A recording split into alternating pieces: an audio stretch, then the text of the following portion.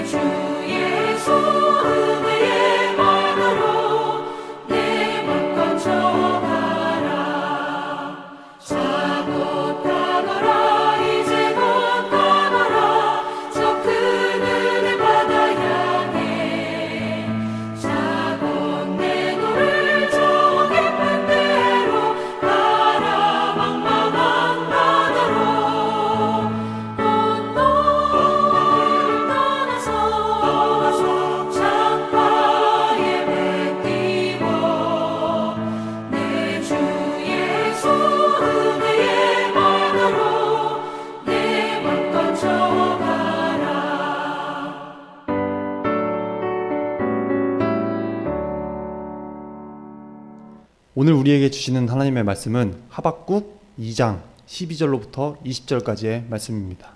함께 보시겠습니다. 피로 성읍을 건설하며 불의로 성을 건축하는 자에게 화 있을진저 민족들이 불탈 것으로 수고하는 것과 나라들이 헛된 일로 피곤하게 되는 것이 만군의 여호와께로 말미암음이 아니냐. 이는 물이 바다를 덮음같이 여호와의 영광을 인정하는 것이 세상에 가득함이니라. 이웃에게 술을 마시게 하되 자기의 분노를 더하여 그에게 취하게 하고 그 하체를 드러내려 하는 자에게 화 있을진저 내게 영광이 아니요 수치가 가득한즉 너도 마시고 너의 할례받지 아니한 것을 드러내라. 여호와의 오른손의 잔이 내게로 돌아올 것이라. 더러운 욕이 내 영광을 가리리라. 이는 내가 레바논에 강포를 행한 것과 짐승을 죽인 것 곧 사람의 피를 흘리며 땅과 성읍과 그 안의 모든 주민에게 강포를 행한 것이 내게로 돌아오리라. 새긴 우상은 그 새겨 만든 자에게 무엇이 유익하겠느냐? 부어 만든 우상은 거짓 스승이라. 만든 자가 이 말하지 못하는 우상을 의지하니 무엇이 유익하겠느냐? 나무에게 깨라 하며 말하지 못하는 돌에게 일어나라 하는 자에게 화 있을진저 그것이 교훈을 베풀겠느냐? 보라, 이는 금과 은으로 입힌 것인즉 그 속에는 생기가 도무지 없느니라. 오직 여호와는 그 성전에 계시니 온 땅은 그 앞에서 잠잠할지니라 하시니라. 아멘. 사랑하는 여러분, 오늘도 주님과 함께함으로써 은혜의 하루를 보내시기 바랍니다. 구약에서 바벨론은 열방의 침략자이자 또 학대자로 묘사되고 있습니다. 바벨론의 주위에는 많은 이방 민족들이 살고 있었습니다. 이 이방 민족들에게는 그들이 섬기는 많은 우상들이 있었습니다. 아니면 이 민족들은 자기들이 가진 유리한 조건이나 아니면 자기들의 힘을 굉장히 의지했습니다. 모압은 그모스를, 암몬은 말감을 믿고 있었고, 에돔은 지리적인 유리함, 그러니까 높은 곳에 산다라는 조건을 믿었습니다. 다메섹, 게달, 하솔은 안일함에 빠졌고, 엘람은 자기들의 힘을 믿었습니다. 하나님을 믿지 않는 민족, 하나님을 의지하지 않는 그 부족은 반드시 심판을 받게 되었습니다. 이것은 지금도 여전히 변함이 없는 진리일 것입니다. 그런데 이들 부족, 이들 여러 이방 민족들을 심판하시는데 주로 사용된 것은 다름이 아니고 바벨론이었습니다. 아수르라는 것도 일부 사용되기는 했지만 주로 바벨론이 이들을 멸망시켰습니다. 우리가 구약의 여러 예언서들을 쭉 읽어나가다 보면은 잠시 의문이 조금 드는 구간을 발견하게 됩니다. 하나님을 믿는다는 나라에 왜 이렇게 불의가 가득하고 왜 이 땅에는 의인들이 고통받으며 살아가는가? 이 세상에는 왜 악한 사람들이 이렇게 번창하고 잘 먹고 잘 살고 하는데 하나님을 믿는 사람들, 의인들은 매일 쪼들린 인생을 살아가게 되는가? 사람들이 죄를 지으면 그들을 징계하고 심판하신다는 건 마땅하지만 왜 더 악한 사람들을 사용해서 심판하시는가 하는 것입니다. 죄를 지어서 심판을 받고 또 징계를 받는다고 한다면 죄를 짓고 또 지은 바벨론 같은 나라가 100번, 1000번을 심판을 받아야지 왜 그보다 덜하면 덜했지 더하지는 않은 이스라엘이 먼저 심판을 받는가? 그것도 다름 아닌 바벨론을 통해서. 그런데 이제는 바벨론이 멸망당할 차례입니다. 모닥불을 한번 생각해 보시면 모닥불을 피울 때 보면은 막대기를 하나 이제 딱 들고 불이 잘 타오를 수 있도록 그 안에 있는 막대기 그 나무 토막들을 이리저리 뒤척이는 것을 볼 수가 있습니다. 그리고 어느 정도 다 타고 일이 다 끝나고 불을 다 이제 끄게 될 때쯤 되면 불을 피우던 사람이 이제 자리를 뜨게 될 쯤이 되면은 갖고 있던 막대기도 역시 나무 토막들, 그 뒤척이던 나무 토막들 사이로 이렇게 툭 던지고 가게 됩니다. 불 속에 던집니다. 바벨론이 이와 같이 하나님의 손에 쓰였던 막대기와 같습니다. 이제는 그 막대기도 불 속에 던져질 때가 된 것입니다. 오늘 본문은 바벨론의 멸망을 예언하는 내용이 담겨 있습니다. 하나님께서는 어느 민족을 심판하실 때, 어떤 민족에게 징계를 내리실 때 그 행한 대로 반드시 심판하셨습니다.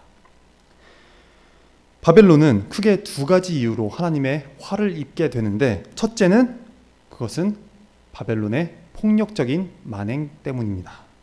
그리고 둘째는 바벨론 전체에 퍼진 우상숭배였습니다. 크게 이 두 가지 원인으로 바벨론은 하나님께 심판을 받게 됩니다. 폭력과 무자비와 잔인함으로 주변 국가들을 침탈해서 심판으로 몰아넣은 그 바벨론, 하나님께서 그 바벨론에게 그대로 갚아주시겠다라고 계획을 세우시는데, 하나님의 주권과 허락 아래 바벨론이 커지고 강해졌다가 이제는 머지않아 곧 무너지게 될 것이다 라고 하는 이야기가 담겨 있습니다. 바벨론의 이야기에 한번 귀 기울여 보시기 바랍니다. 우리의 일상생활에서도 크게 다르지 않을 것입니다. 가정이나 직장이나 사회에서 또 교회에서도 하나님께 상 받을 만한 행동을 한 사람은 상을 받게 되고 하나님께 벌 받을 행동을 한 사람은 벌을 받게 됩니다. 이 사실을 우리는 잊어서는 안 될 것입니다. 우리의 역사를 통해서도 심은 대로 거두고 행한 대로 보응하신다라는 하나님을 우리는 알 수가 있습니다. 예레미야서 17장 10절입니다. 나 여호와는 심장을 살피며 폐부를 시험하고 각각 그의 행위와 그의 행실대로 보응하나니. 아멘. 이 말씀은 하나님께서 하시는 말씀입니다. 이 말씀을 어떻게 생각하십니까? 어떻게 이 말씀을 우리 삶에 적용하시겠습니까? 오늘 본문에서 하나님은 바벨론이 불의로 이루었던 모든 것이 헛되다라고 말씀하십니다. 바벨론은 교만하게 살아서 하나님이 없는 것처럼 하나님의 주권 그런 거 믿지도 않고 살았던 것입니다. 그래서 하나님의 말씀과는 거리가 먼 삶을 살았습니다. 그들에게는 하나님의 심판에 대한 믿음이 없었던 것입니다. 하나님께서는 행한 대로 보응하시며 불의한 자에게는 노와 분으로 보응하시는 분이심을 믿지 않았습니다. 그래서 내 민족, 내 나라, 자기 민족을 부강하게 하느라 성읍을 건설하고 성을 쌓는데 포로들을 마음껏 착취했었던 것입니다.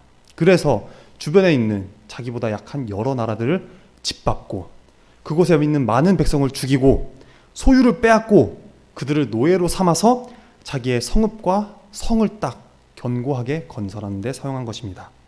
이방을 침략해서 거기서부터 탈취한 인력과 자원으로 자기 민족의 부강을 이루게 된 것입니다.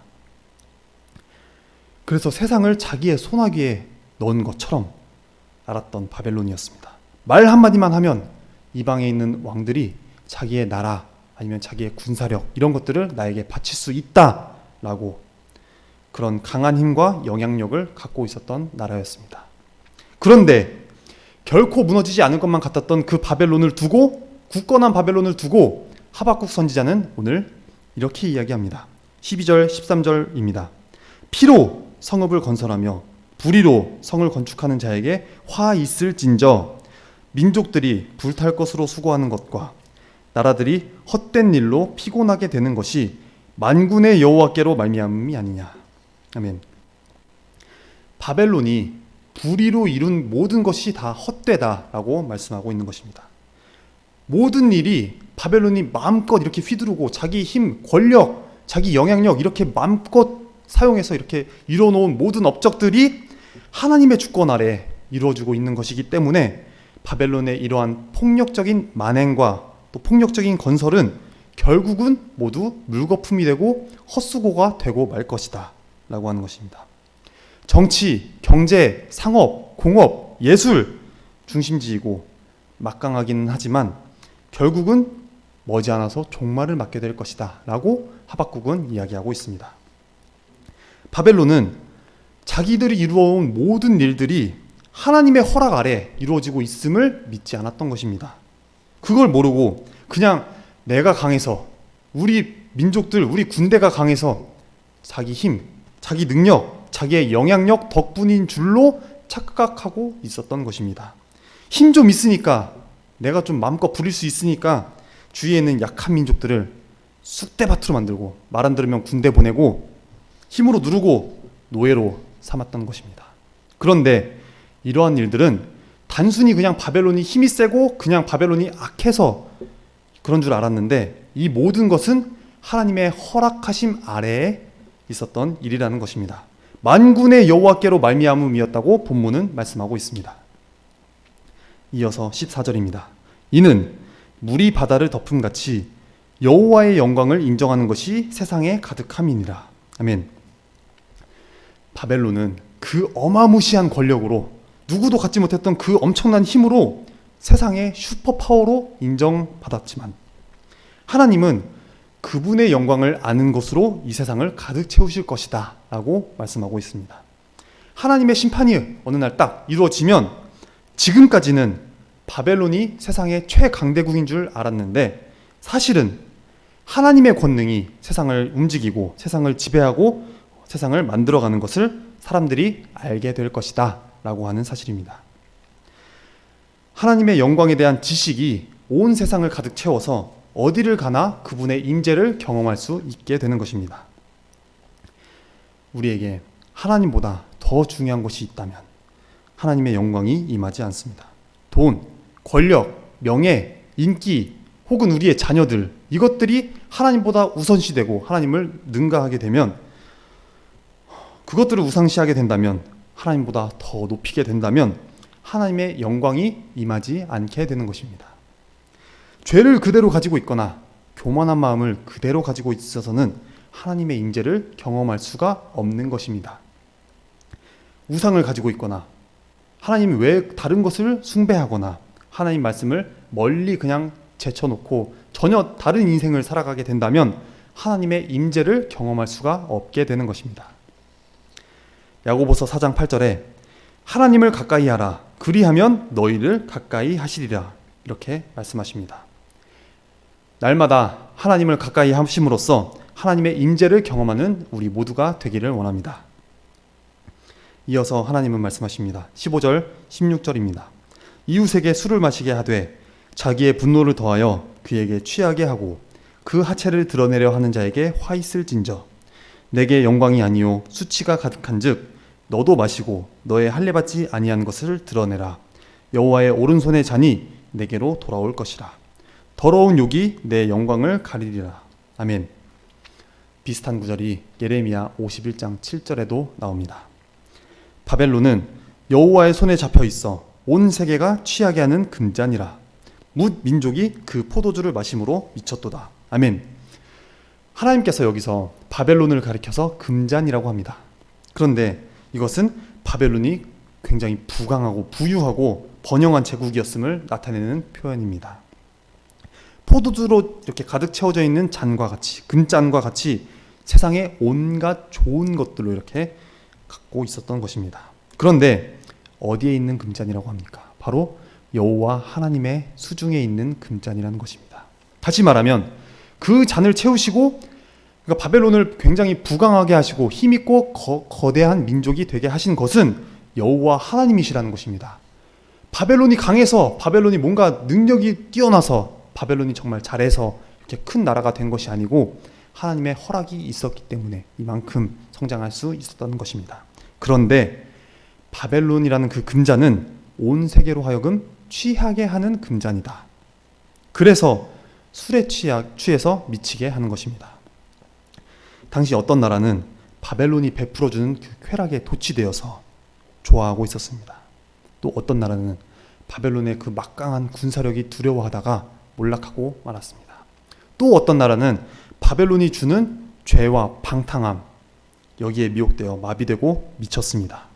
다시 말하면 바벨론에 이렇게 같이 편승하면서 사느라 하나님을 떠나서 세상을 향해서 미쳐가게 된 것입니다. 성경은 하나님을 떠나서 세상의 것으로 가득 채우는 민족에게 경고합니다.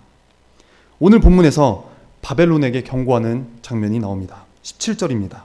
이는 내가 레바논에 강포를 행한 것과 짐승을 죽인 것, 곧 사람의 피를 흘리며 땅과 성읍과 그 안의 모든 주민에게 강포를 행한 것이 내게로 돌아오리라.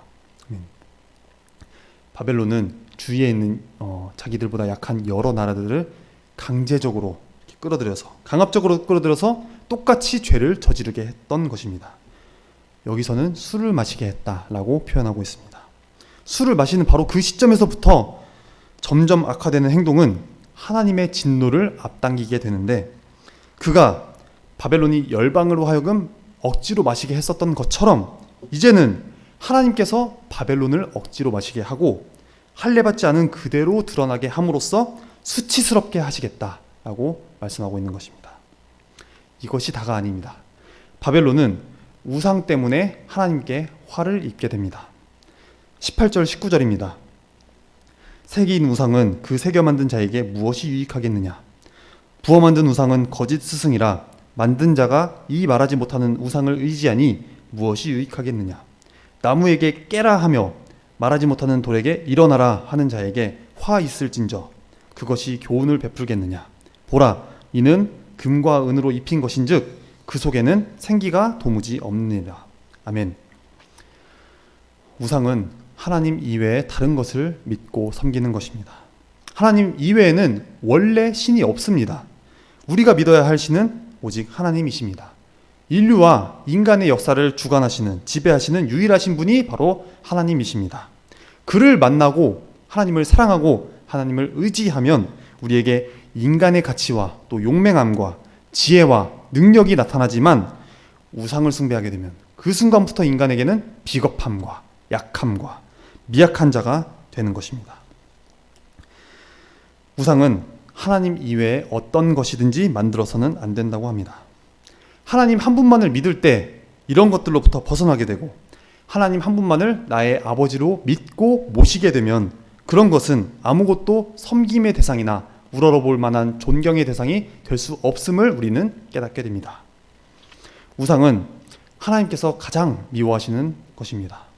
하나님이 원하지 않으시고 하나님께서 금하시는 것입니다.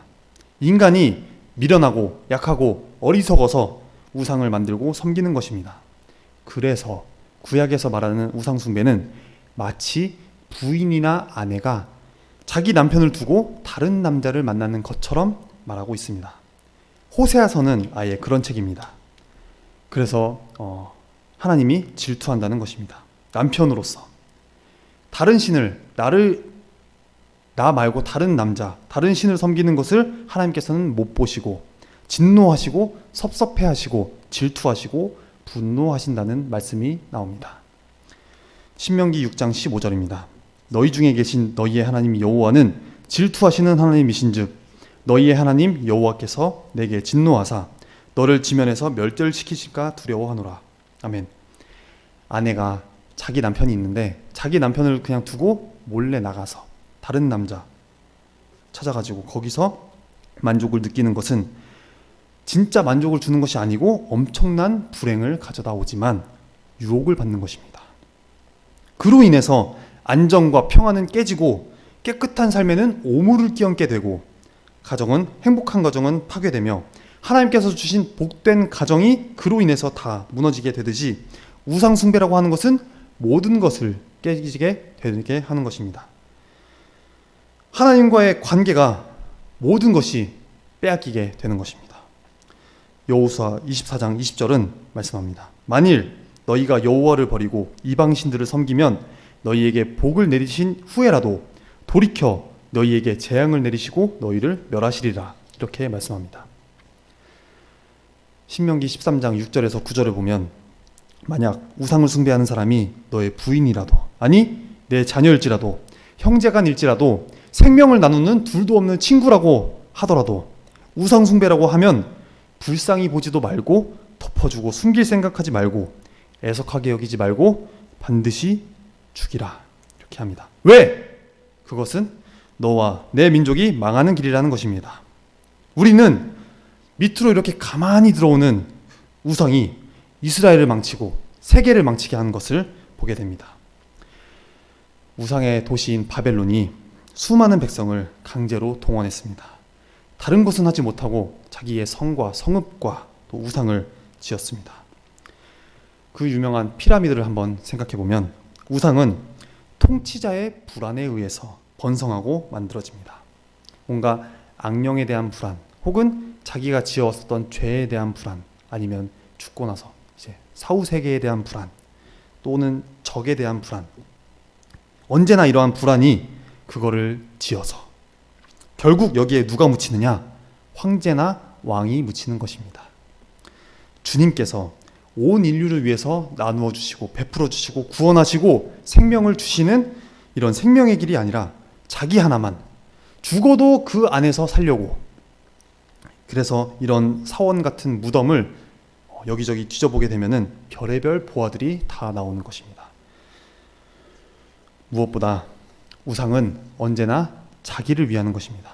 바로 이기적인 욕심에서 나오는 것입니다. 우상은 옛날이나 오늘이나 이기적인 목적으로 이렇게 섬기는 것입니다. 여전히 왜 우상이 자꾸 발달하게 되는 것인가? 그것은 간단합니다. 자기 하나 잘 되려고 하는 것입니다. 우상은 인류에 아무런 유익을 주지 못합니다. 똑같이 멸망당하게 됩니다. 우상은 아무리 장엄해도 하나님 앞에는 결국은 심판받게 된다는 것을 우리 인류에게 보여주시는 것입니다. 예레미야 50장 38절은 이렇게 말씀합니다. 가뭄이 물 위에 내리어 그것을 말리리니 이는 그 땅이 조각한 신상의 땅이요. 하나님께서는 이러한 우상의 센터인 바벨론을 멸하시겠다라고 하십니다. 이 예언의 위대한 점이 무엇인지 아십니까? 당시에는 바벨론이 끝날 것이다, 바벨론이 멸망할 것이다, 언젠가는 그래도 없어질 것이다 라고 생각하는 사람은 아무도 없었습니다. 너무나 강한 나라였습니다. 강대국이었습니다. 심지어 바벨론 사람들도 우리 바벨론의 영화가 영원할 것이다 라고 생각했었던 겁니다. 그러나 하박국은 바벨론이 하나님의 도구로 쓰임받고 있다는 것을 알고 있었던 겁니다. 그래서 바벨론이 이렇게 번영을 누리고 있는 것, 이렇게 부강함을 누리고 있는 것은 바로 한계가 있는 번영이다, 언젠가는 끝이 있는 부강함이다 라고 하는 것을 알고 있었습니다. 기차를 타고 갈 때 특실 가운데서도 특석을 타고 가더라도 내려야 할 역이 가까워지면 내릴 준비를 해야 되는 것입니다. 이제 바벨론이라는 손님은 번영과 강성함이라는 특등석에서 내려야 할 때가 머지않았습니다. 우리는 이 기차의 손님이 아닙니다. 구원이라고 하는 그 기차를 몰고 가는 하나님의 조수입니다. 때때로 우리는 하나님께 꾸지람을 듣고 또 벌도 받기도 하지만 하나님 옆에서 하나님의 일을 돕는 사람들입니다. 남들은 그 나라의 번영을 볼 때 하나님의 말씀을 믿는 하박국은 그보다 더 위대한 하나님을 바라보았습니다. 그 위에 임하는 보이지 않는 하나님의 심판을 보았습니다. 이것이 하박국의 위대한 점입니다. 또한 우리가 본받아야 할 점입니다. 인간의 강대함은 하나님 앞에서는 아무런 문제가 되지 않습니다. 그 말씀을 받고 사는 것을 감사히 여기며 그 말씀대로 사시기 바랍니다. 오늘도 우리에게 친숙한 우상들이 많습니다. 일일이 예를 들지는 않겠지만 간단히 술만 예를 들어도 우상까지는 아닌 것 같지만 제가 볼 때는 우상이 확실합니다. 솔직히 속상할 때 술 한잔하고 싶은 마음 없는 사람이 몇이나 되겠습니까? 그런데 우리는 요즘도 술자리에서 시작되어서 인생과 나라까지 흔들게 되는 수많은 사건이 나오는 것을 보게 됩니다. 권력만 빼앗아갑니까? 건강도, 가정도 무너뜨립니다. 말 한마디를 해도 자기가 하는 말이 아니고 술이 하는 말입니다.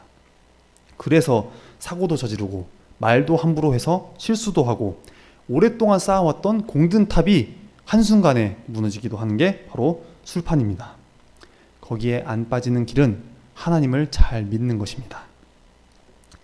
말씀을 정리하겠습니다. 첫째, 내 것을 쌓기 위해서 다른 사람을 착취하지 맙시다. 둘째, 나 하나 잘 되기 위해서 그리고 달래기 위해서 하나님 이외의 것을 섬기지 맙시다. 이렇게 하는 저와 여러분이 되기를 원합니다. 기도하겠습니다. 하나님, 주님을 사모하는 마음으로 나왔습니다. 한 주간에 있었던 무거운 짐들 또 상한 감정들을 주님의 발 앞에 쏟아놓습니다. 기쁜 일, 즐거운 일, 괴로운 일, 가슴 아픈 일들을 다 털어놓습니다. 하나님, 말씀해 주시고 또 위로해 주시옵소서. 힘을 얻게 해 주시옵소서. 하나님, 당신은 공의의 하나님이시라는 것을 잘 압니다. 저희가 세상에서 억울한 일을 당하지 않게 해 주시옵소서. 손해보아서 가슴 아픈 일이 없도록 주님께서 막아주시옵소서. 어려울 때마다 필요한 사람 보내주시고 행여 물질이 부족해서 애가 타지 않도록 도와주시는 주의 천사가 늘 곁에 머물게 해 주시옵소서. 하나님, 저희에게 인내할 수 있는 힘을 주시기를 간구합니다. 무릇 하나님을 기다리는 자는 복이 있다 하셨으니 아무리 바쁘고 힘들어도 견디기 힘든 어려움이 있다고 하더라도 하나님보다 앞서가지 않겠다는 그런 결단을 하는 저희가 되게 해 주시옵소서. 조금 더 기다리고 조금 더 참아내고 날마다 눈물로 쏟을 만큼 힘들어도 하나님이 하신다 라는 믿음으로, 반드시 나를 찾아주실 것이다 라고 하는 믿음으로 이 어려운 시기를 인내로 이겨내게 해 주시옵소서. 이 모든 일을 통해서 하나님의 기적을 삶 가운데 체험할 수 있도록 은혜를 베풀어 주시옵소서. 이전에 어떤 날들보다도 소중하고 보배로운 오늘이 되게 해 주시옵소서. 우리를 사랑하시는 예수 그리스도의 이름으로 기도합니다. 아멘. 하늘에 계신 우리 아버지여, 이름이 거룩히 여김을 받으시오며 나라에 임하옵시며 뜻이 하늘에서 이룬 것 같이 땅에서도 이루어지이다. 오늘날 우리에게 일용할 양식을 주옵시고 우리가 우리에게 죄 지은 자를 사하여 준 것 같이 우리의 죄를 사하여 주옵시고 우리를 시험에 들게 하지 마옵시고 다만 악에서 구하옵소서. 대개 나라와 권세와 영광이 아버지께 영원히 있사옵나이다. 아멘.